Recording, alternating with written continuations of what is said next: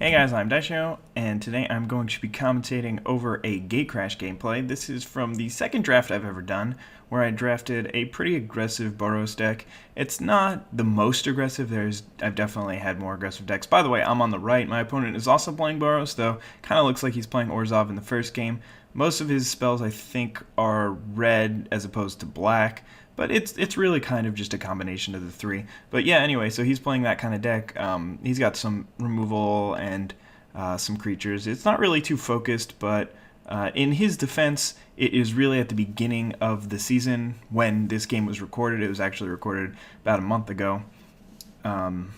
Maybe less, I don't know exactly. No, it couldn't have been a month ago. It must have been like 2 or 3 weeks ago, whatever.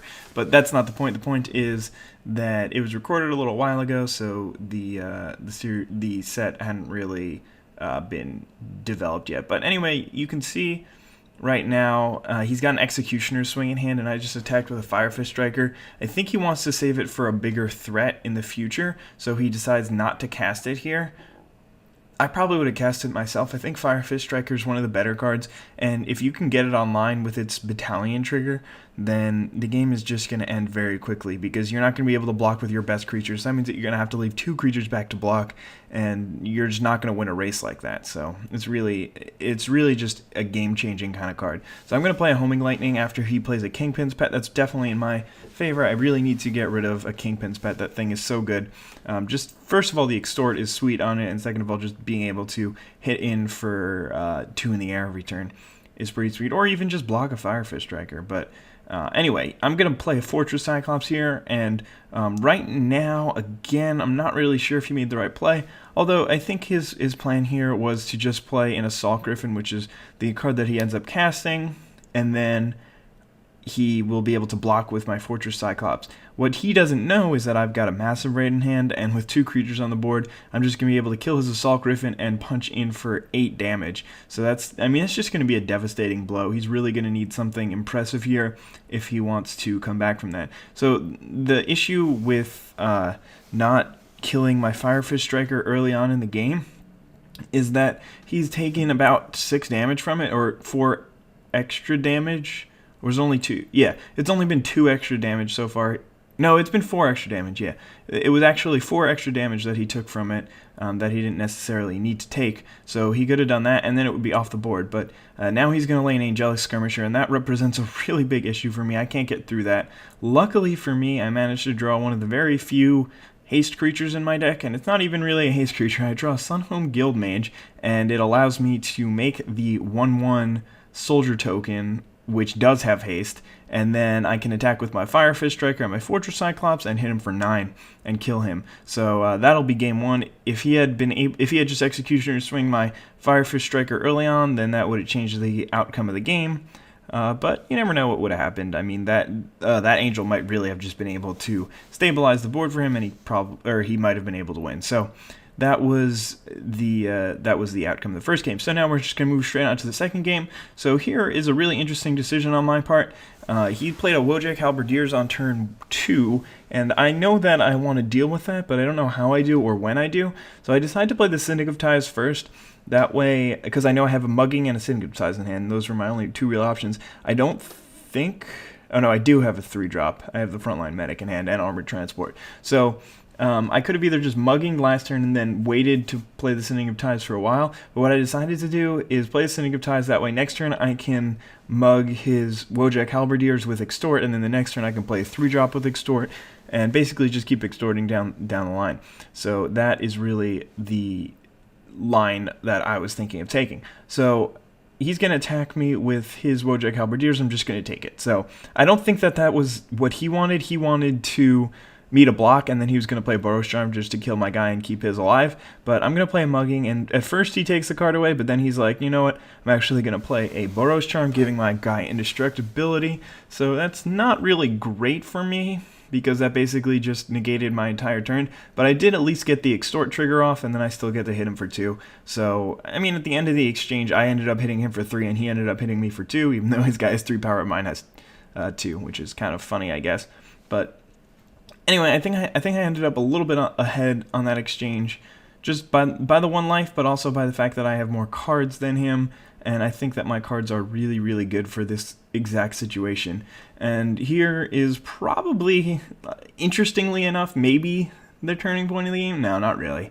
I don't know why I said that, but I do know why I said that. But anyway, I'm going to play a land here, and I decide just to attack in case he decides that he doesn't want to block, in case he doesn't want to play around like a Skinbrand Goblin or something like that. Maybe he really needs that wall there or something like that. But he's just going to block, and I'm going to be okay with that. And then he is going to cast a Furious Resistance. And this actually opens up an opportunity for me to just Homing Lightning that. I'm going to get the 2-for-1. The problem is I didn't get any damage for this turn, and I didn't get an Extort off. So those are two things that, basically the only two things that I wanted to do this turn was try and get some damage in, and if I could, and then play a creature and extort it. So I didn't get to play a creature, and I didn't get to extort. But I did get to kill a annoying card that I really couldn't deal with too well. So he's just going to hit me again with that Wojak Halberdiers, and that thing just did 6 damage to me that it wouldn't have done had I been able to resolve that mugging early on. So that was definitely an interesting play, but the 2-for-1 was very important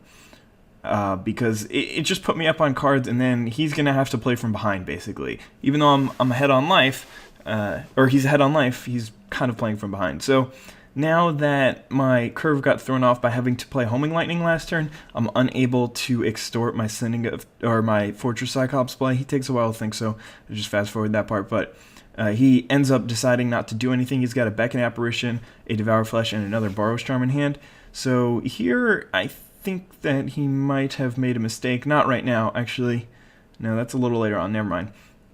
So I don't really want to attack here because I don't want to trade my Fortress Cyclops for his Wojak Halberdiers, even though I don't know yet, but I would just be trading it for his Boros Charm. So probably his plan was just kill my Fortress Cyclops, Boros Charm, and then Devour Flesh away the Sending of Ties. But that kind of gets disrupted by the fact that I play this Frontline Medic, so not really a wonderful situation for him.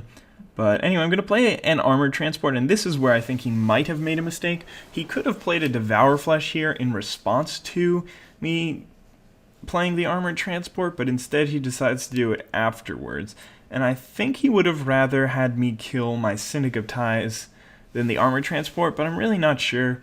I don't think that it's too consequential of a play either way or the other, which is why it took me a while to think about it, because I don't think that there's an obvious better one to sacrifice, being the Armored Transport or the Syndic of Ties. I think it's pretty much equal. But I do end up just deciding to pick up the Armored Transport. So I'm still in a commanding lead because I have my Frontline Medic, which is just a huge, huge card.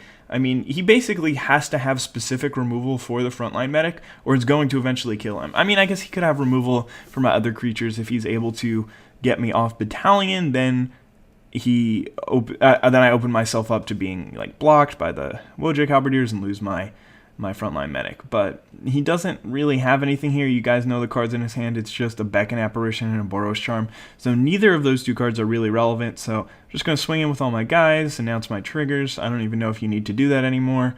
I think like triggers that automatically happen, you don't. I don't know, whatever. Somebody's probably going to explain it to me in the comments and just explain what's going on. But anyway, this is still before blocking is declared, and eventually he's going to Beckon Apparition. He's just going to exile a Corpse Blockade from his graveyard, and he's going to put it into play, but it's not actually in play. We both know that it is a 1/1 Spirit token, so that's pretty important. Because if he was just able to 1 mana instant speed reanimate target creature, that would be not terrible. It would not be one of the worst cards printed ever in Magic. But yeah, anyway, he's just going to basically get a blocker, not double block, but block my Fortress Cyclops and my Frontline Medic, and then play a Boros Charms as like a super, super terrible fog by giving his creatures indestructibility.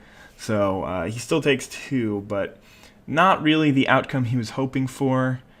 Second main phase, I'm just going to play a Guardian of the Gateless and extort it, bringing me up to 14 and him down to 12.